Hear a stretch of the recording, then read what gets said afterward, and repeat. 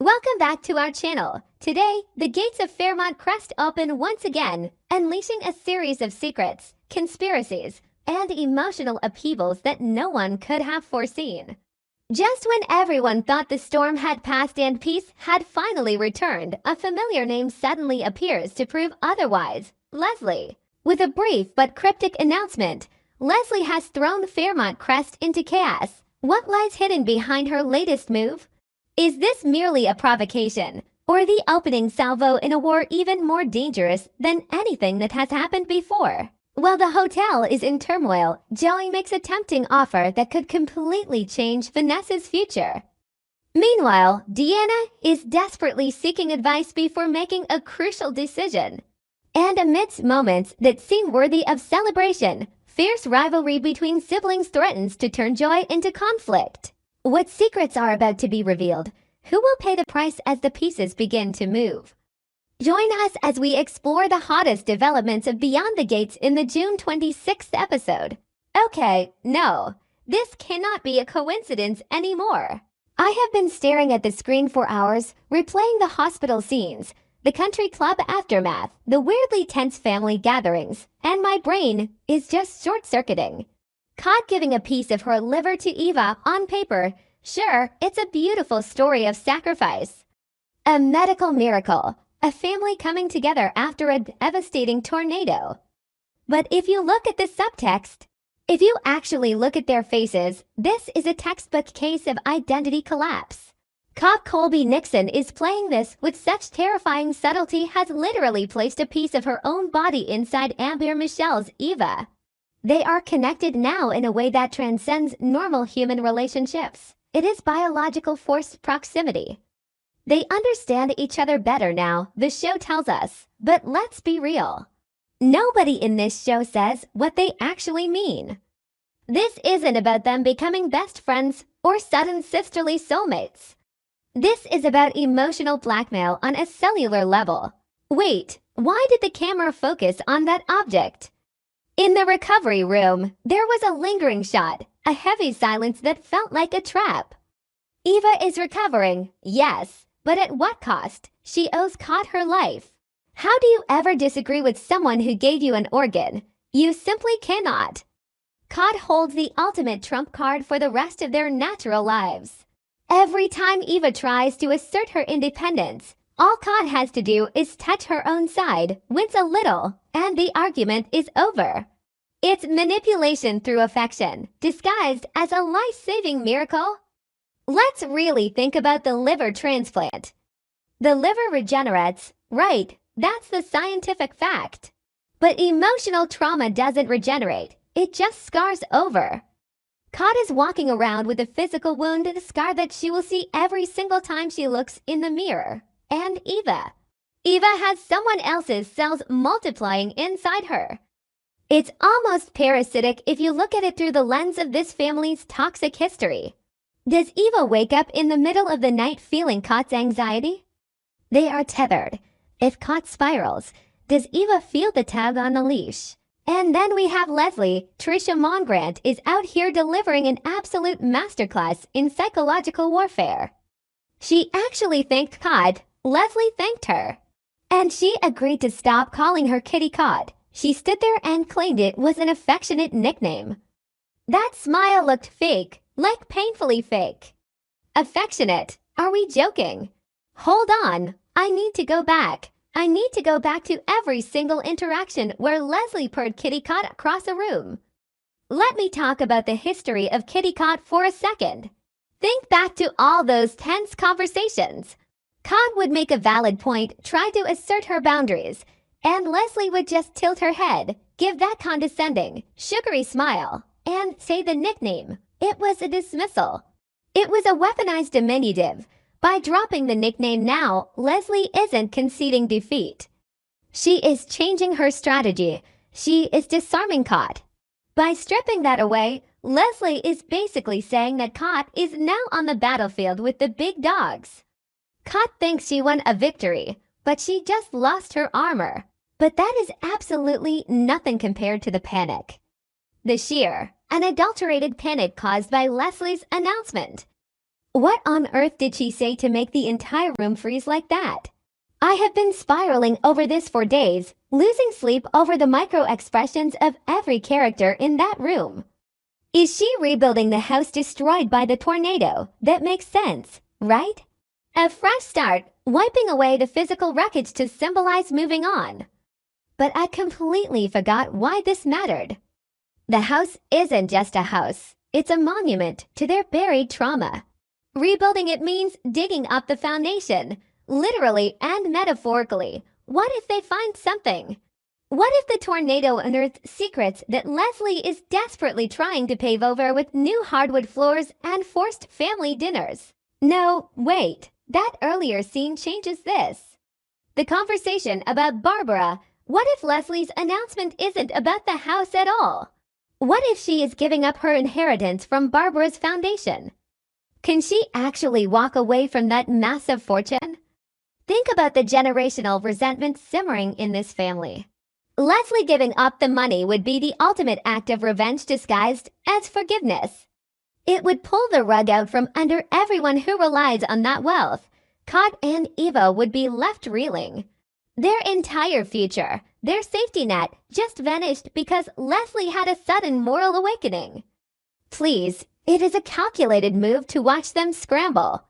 She wants to see who is truly loyal when the money dries up, and the fear of exposure.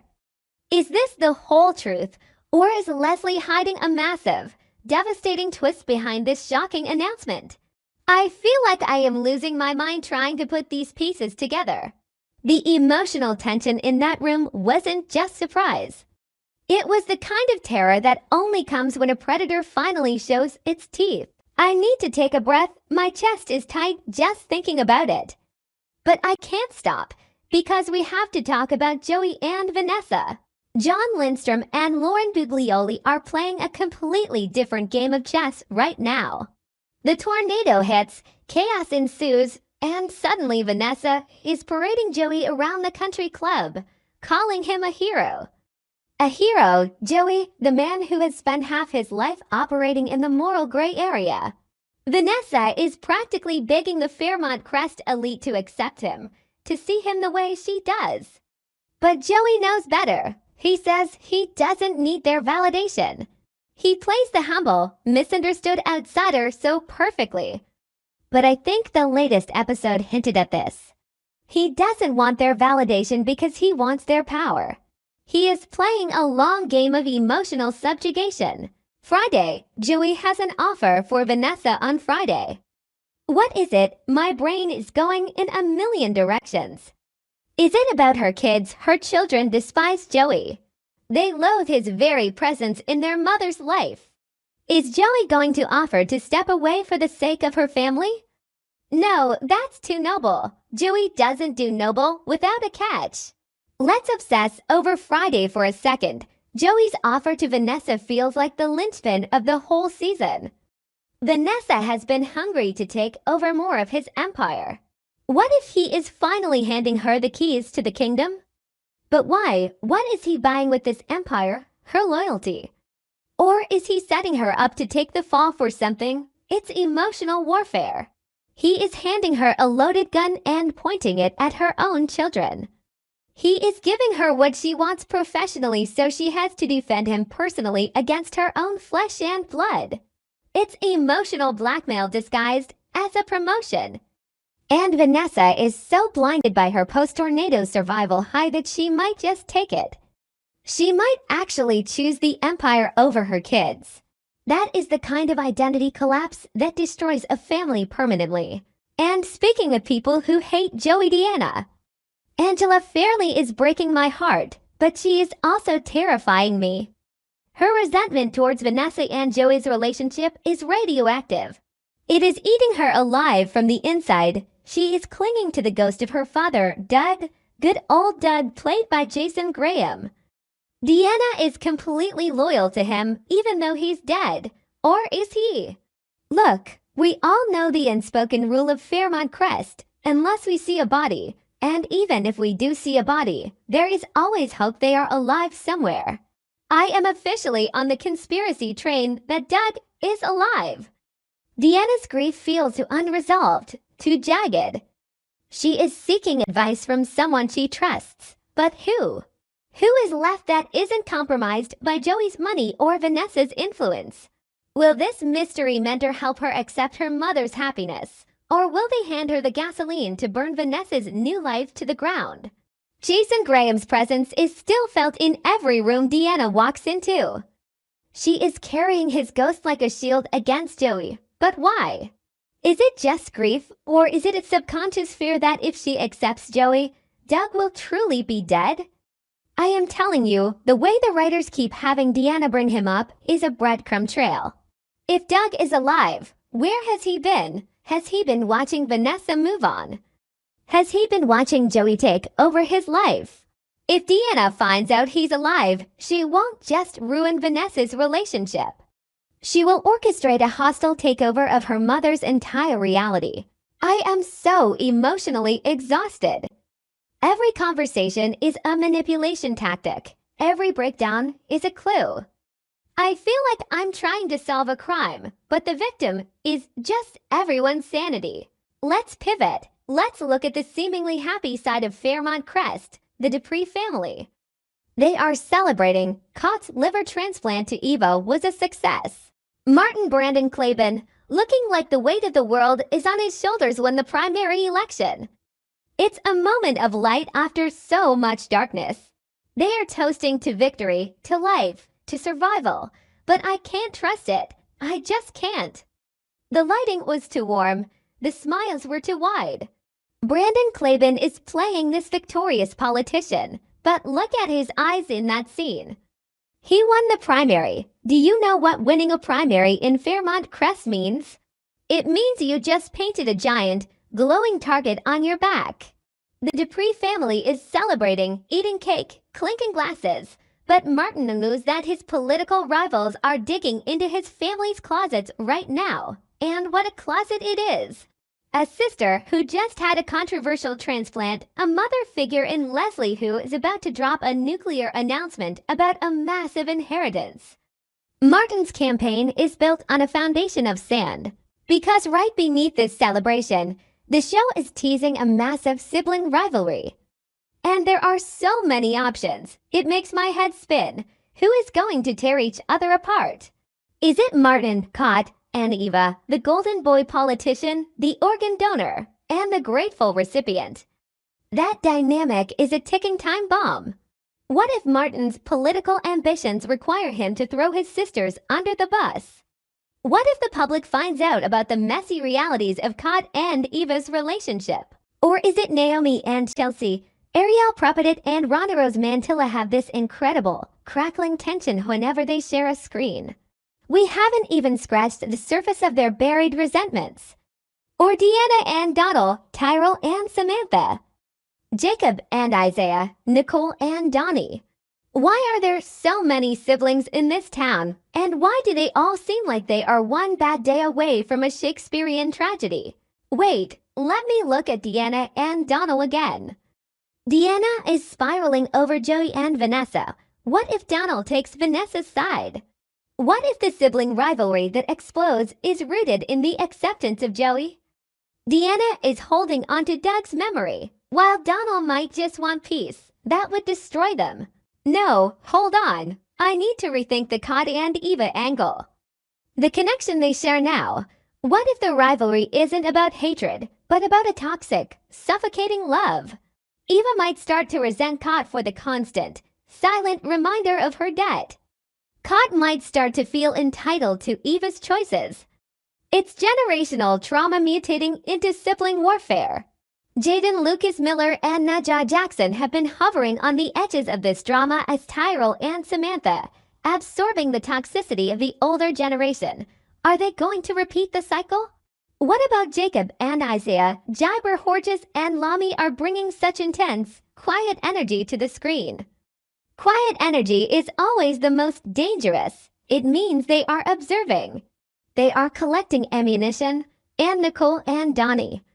Daphne Duplex and Carla Mosley could burn this entire town to the ground if they wanted to. What if the sibling rivalry isn't just one pair? What if it's a contagion? What if the tornado didn't just destroy buildings? What if it fractured the psychological bonds of every single family in Fairmont Crest? I completely forgot about the foundation money. If Leslie gives up Barbara's fortune, the Dupree family's celebration could turn into a bloodbath. Martin's political campaign needs funding. Cott and Eva need stability. If Leslie pulls the plug, the sibling rivalry won't just be emotional. It will be a desperate fight for whatever scraps are left. I am pacing. I am literally pacing around my room right now. Every single thread connects back to manipulation.